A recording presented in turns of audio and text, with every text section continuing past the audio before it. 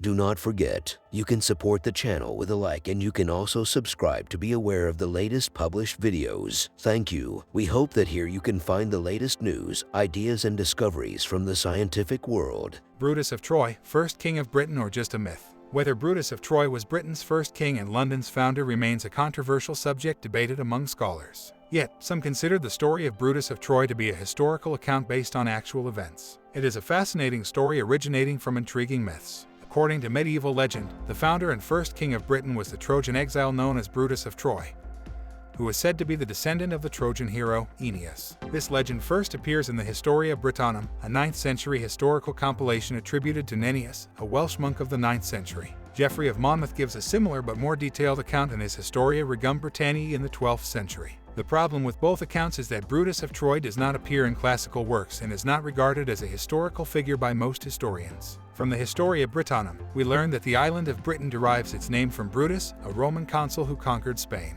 Who was Brutus of Troy? Brutus was supposed to be a Trojan prince descended from Trojans who had escaped the fall of Troy. These people had settled in Italy on the banks of the Tiber. In a hunting accident when Brutus was in his teens, he killed his father with an arrow. He was punished by being exiled from Italy. When he came to Greece, he encountered some Trojan people enslaved since the fall of Troy. Brutus became their leader, and they became collectively known as Britons. After a series of battles, Brutus freed the enslaved Trojans and defeated the Greek king Pandrasus by attacking his camp at night. After capturing the guards, he took him hostage and forced him to let his people go. Pandrasus, in gratitude for his life, gave Brutus his daughter, Ignoge, in marriage and enough ships and supplies to leave Greece. Brutus has a prophetic dream. On his travels, Brutus comes across a deserted island. While exploring the island, he found an abandoned temple for the goddess Diana. Brutus performed certain appropriate sacred rituals in honor of the goddess and fell asleep in front of her statue. Diana appeared to him in a dream and showed him visions of an island in the western oceans called Albion, a home to just a few giants. He learned from the dream that his destiny was to lead his followers there and settle the land, founding a new nation destined for greatness. Brutus meets the great warrior Aeneas. Brutus sailed again, and after some adventures in North Africa and a close encounter with the Sirens, Brutus discovered another group of exiled Trojans living on the shores of the Tyrrhenian Sea. These people were led by the great warrior Aeneas, a fighter of giants. While in Gaul, Aeneas decided to go hunting in the forests but failed to ask permission from the king of Aquitaine, Guipherius Pictus. Guipherius was enraged, and a war followed between him and the Trojans. One of the casualties was the nephew of Brutus, named Turnus, who was killed in the fighting.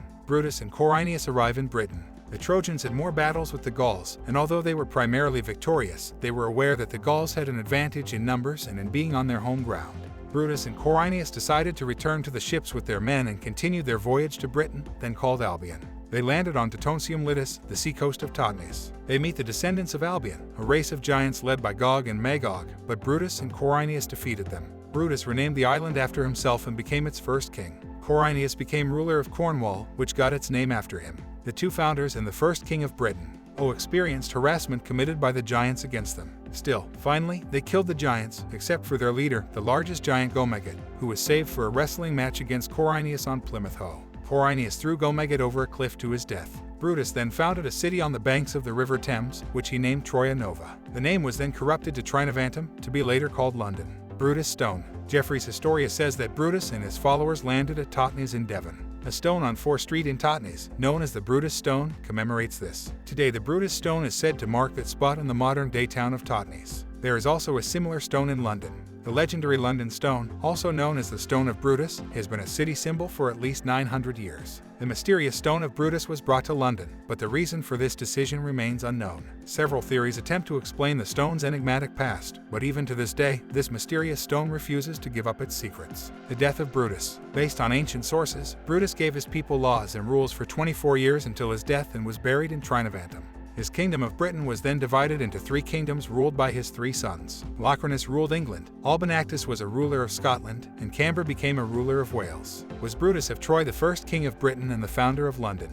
As we have seen, the entire story is based on mythical events mixed with some historical accounts. However, Holinshed's Chronicles considers the Brutus myth factual. The tradition of Brutus' migration to Britain was never questioned until the last century.